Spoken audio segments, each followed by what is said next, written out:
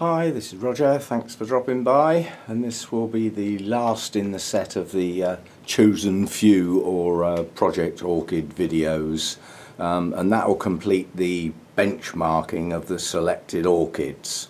So next time I revisit this project will probably be around the end of January, and that will be the first in the set of updates. So as I say, this is just benchmarking the plants as they are, well, as we head into the middle of winter basically. So in a lot of cases there won't be much going on yet, but at least we can look at the plants as they are now, so we can see what's happened when we get to the end of January. So this last set is what I call the Shadier or cooler growers, and it's basically, with a couple of exceptions, things that live in this area. Yeah, so this is the shadier, cooler area. It stays cool on the grounds that it's got 3 of these little computer fans that run 24/7. So the plants in this area get a constant cooling airflow. So even when it gets a little warmer in here, that helps keep them cool. They're not what I'd call totally shaded this time of year, because we've got no real light in the UK.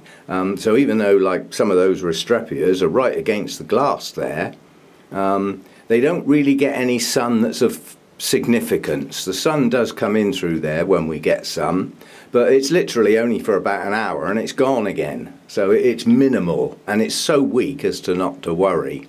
And I just go along the lines that although a lot of these are classed as shady growers, the places where they grow and the shade that they would get would be greatly increased by keeping them in the UK. So I tend to err on the side of quite bright light for them, certainly through the winter anyway. And that goes across the board. Okay, we'll start with this one then. This is a recent acquisition, which is partly why it's been chosen. And the other reason it's been chosen is I don't like the way it's potted. It's a Masdevallia, and with great big chunky bark in an open mesh pot, I just can't keep this hydrated in the way I would prefer to do. So this one's being chosen because out of this set it'll probably be the only one that gets repotted, and it won't be too far away getting repotted, because I want it to get itself established in whatever I decide to do with it prior to it getting warm again next year. Now on the label it says Masdevallia decuman crossed with Veitchiana, when in fact it's actually got a registered name of copper wing. The Veitchiana would be a cold grower, cold to cool, but the decuman has quite a bit of heat tolerance in it, so it's not so desperate to keep this one freezing cold all the time. Lovely blooms, another bud coming on it. As far as growth is concerned, there's no immediate signs of new growths, but this is a new growth here and so is here. So it's got a couple of leaves maturing, but no signs of any brand new ones at the moment. And there will be a repot down the line on this, not too far away either. So that's Masdevallia copperwing. And just as a matter of interest, I've got a feeling there's 2 registered hybrids called copperwing, but one is copperwing 2 separate words. This one is all one word, just copperwing as a single word. So there may be 2 on the register, but that's what I'm reliably told is what this one's actually registered as. That's that one. Now this is the representative of the Miltoniopsis, just the one. But I thought I'd better have one. I have got 4, which is not a huge number, but they're not the easiest of plants to grow. So I thought, you know, sticking in the odd difficult one is worth doing. This was a gift. I think it was Lena actually sent me this one, so if it was, thank you very much. And when I got it, it didn't have excellent roots, but it had some, which with a Miltoniopsis is a real bonus. It pushed on this new growth and associated roots relatively quickly. There's no sign of a spike on it yet, and I don't know whether it's going to bloom from this new growth. I'd be surprised if it doesn't. So we'll wait and see. And sometimes Miltoniopsis will push out spikes before the bulbs are mature, and others need to get virtually mature before they spike. So we'll wait and see with this one. But this is yellow, I'm reliably told. And I'd been after a yellow Miltoniopsis for so long, I'd almost forgotten, you know, that I was after one, because I thought, it's not going to happen. And then this turned up, so I was over the moon. So we'll keep our eye on the progress. The progress really mainly is this new growth, any subsequent new growths, and establishing a better root system from the latest growth. And hopefully, down the line, we may get some blooms. And yeah, I see no reason why that new growth shouldn't spike, but like all things orchids, we have to wait and see. Now, this represents the couple of Draculas that I've got, and I've chosen this one just because of the spectacle of the large blooms, if we ever get any. I had a lovely spike with a lovely bud almost open before, and I knocked the bud off. Duh. Anyway, this is where we are with this one now. It's potted in live sphagnum moss in an open basket. With Draculas, not across the board. There are a few that spike near the top of the plant and go upwards and arch, but an awful lot of them push their spikes out from the base of the plant downwards, so they come out the bottom or the sides of the pot, hence the open basket. Now, as far as the plant is concerned on this one, this is a new growth maturing, that's a new growth maturing, and the brown tips on the leaves were on the older leaves when I got the plant, so I'm not carrying the can for those. Down in the base of the plant we do have that new growth, so we can keep our eye on that and see how that progresses. And we do have one bud down here which is starting to show its tail. Yeah, so it's starting to mature. It's still away from opening yet. This has got to get a lot bigger than that before it opens, if it ever does, and if I don't knock it off again. So that's Dracula bela. It's not a bad plant.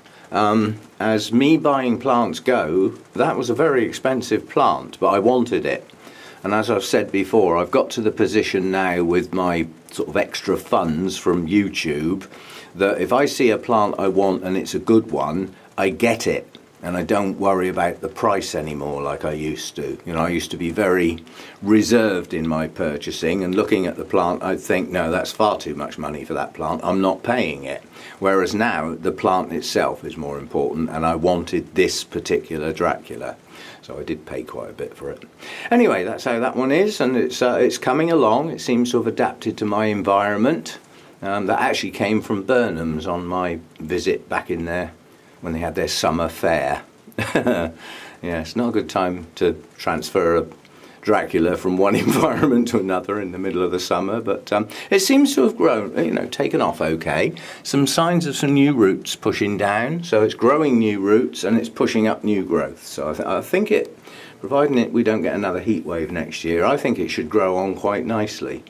So that's that one. Now, this is the Restrepia representative. I do have four. Well, this is a medium-sized one. I've got two large, two medium, and some small ones coming on that are quite a long way behind. But out of the two medium-sized ones, this is the smallest and the one that's not growing as well as some of my other Restrepias, and that's why it's been chosen. Let's see if we can pull this one on. This is the consequences of lack of hydration. After it was repotted, it was too warm for it in the first place, and repotted at a bad time of year, so the new growths that followed on were distorted because there wasn't enough of a root system underneath. But more recent new growths, although not full size, have at least grown out clean. Yeah, so it's in a happier place. Some of the new growths even aborted back in the heat wave. So yeah, we've got buds on this at the moment. We've got one here, and another good reason for choosing this one. This may look like a bud, but it could be, but it could also be its first kiki, which will be nice. This can get very straggly looking on the grounds it blooms many times from the base of each mature leaf. So you get the old dead spikes. Now, if I wasn't so lazy, I could trim all those off and it would look a lot tidier. But they naturally waste away, so it's not the end of the world. But you can sort of see down here just how many blooms that particular leaf has had. Yeah, so that's the way it grows. The leaves mature, and then they start producing their blooms from the base. Well, in this one's case, over and over again, many times. So many blooms, and a possible kiki, and that's Restrepia handwa. It does have nice blooms, and we'll see some of them down the line. But yeah, as I say, it's one of my larger rather than the tiny Restrepias that's not growing as well as some of the others, so I'm hoping I can pull that one on, and I'm pretty sure that one's due a repot. I've got a feeling it's been in there since I got it, and I've had it a while, and because it's heavy on the moss it will be starting to break down now, so that'll get a repot quite soon. That's that one then. Right, so this is the one representing my 6 Paphiopedilums, 2 of which are rescues, so I've only really got 4 adult blooming size plants. But this is Paphiopedilum moredi, which I must admit when I first got it I thought it was a species, but it's not. I think it's a primary cross, but it's not a species anyway. This is doing what it's always done since I got it. Since I got it in bloom with 2 spikes on 2 new growths, that's all it's ever done. But it does produce those 2 new growths consistently. But the older 2 growths die back, so I still end up with a plant with 2 growths on it. That's what it's up to at the moment. So this is one of the older ones that bloomed last winter. And then we've got this new growth with its bud pushing on. And then round here is the other new growth that will bloom. Be highly surprised if it doesn't. And then right round the back here is the other new growth that is probably dying back as well. This leaf goes with the older growth round the front of the plant. It got sandwiched between the 2. But this is what happens on this one for me every time.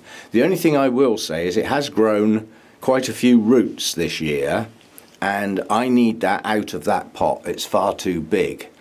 Now there are several ways of potting up Paphiopedilums. I mean, you can actually pot them up in quite open compost in quite open baskets, in which case they can be quite large because there's loads of air and it's going to dry fast and you'll need to water it a lot more often. Whereas I've chosen to go for the sort of small bark and sphagnum mix. Which being ground dwellers, you don't very often find these on trees, although some do, but most of them are ground dwellers, so they'd probably be more akin to a sort of semi-terrestrial type mix in their natural environment, but some of them grow on rocky outcrops, you know, but some do grow on the forest floor, and when you've got a hybrid it's difficult to know which is which. But it's now got a reasonable root system, but because of the size of that pot, it stays wet far too long.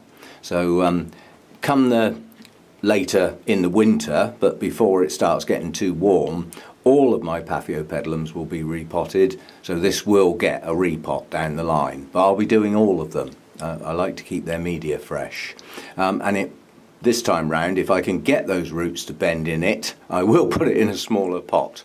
But yeah, we have got a bloom to come in the not too distant future, and probably another spike to form on the other new growth.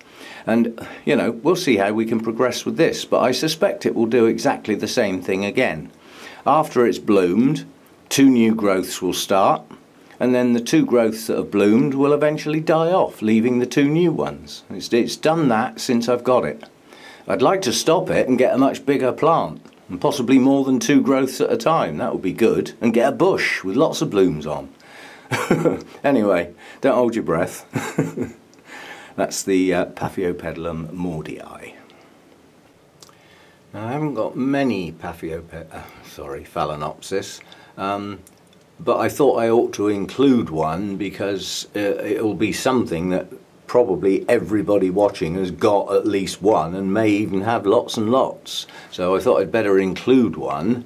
And I've chosen this one because it's something a bit different in this set because it's on a mount. And for a lot of people, a mounted Phalaenopsis might seem quite unusual. It's a mini Phalaenopsis, and what is quite interesting with this one is if you look at it like this, you can see what it looked like when it was in its pot. Yeah? And then it got mounted, and the subsequent new growths have righted themselves, and the leaves are the other way up. So I've got two upside down and two up the right way. Last time it bloomed, I left the spike on because it looked like it was staying green, and it does actually look like it's going to branch out now. Now, whether it's going to do it at both of those eyes, the one right at the tip and the next one back, we'll have to wait and see. But it definitely looks like it's going to branch. This season it has put on some new roots, some of which have got active growing tips, and it does have a new spike pushing on that looks as though it's going to be a bit stronger than the previous one. But we'll have to wait and see. The blooms on this are they're small, you know, it's a mini Phalaenopsis, but they're a lovely delicate yellow with pink spots and a sort of magenta centre. So it's very, very attractive. And we will see those blooms in the not too distant future. The spike's pushing on, the buds are just starting to show at the tip. So it's a no ID, it's just a, you know, store-bought hybrid. But I thought I'd try it on a mount, and a few of the roots are attaching. That one's decided to bury its nose in the bark. That one going across and now heading skywards, that one's attached. But not many have attached, but some have. So we'll see how that one goes on. But it's got more than enough roots to hydrate it, and I'm hoping that subsequent leaves will not only be upright, but turn that into a much nicer looking plant, because 4 leaves is not a lot for a Phalaenopsis. But it wasn't doing well in its pot. It's certainly, you know, the new leaves are better than what I would have expected if it had stayed in its pot. It was losing its roots. So that's the Phalaenopsis. Okay, so that's it. That's the end of part 4 and the end of the benchmarking of all the chosen few, the project plants. And we'll get back and revisit them probably towards the end of January, as I said, and we'll be able to look back at the way these plants were, because I've taken a still of every single plant as I was filming it, so I can do that as a pop-up. Yeah, and we can talk about what it looked like now compared with what it looks like next time I film it, which is the idea, and that's the way we can progress throughout the year. So I hope you've enjoyed them. It's something a bit different, and as I've said, the idea was to get rid of the concept of filming every single plant I've got twice a year. It was just all too much, quite honestly, and it normally produced 8 or 9 videos, and all of them were well over half an hour. It was almost an impossible task. Nice idea, but in practice just didn't work so good. So I'm hoping this project will work better. See you next time. Thanks for dropping by.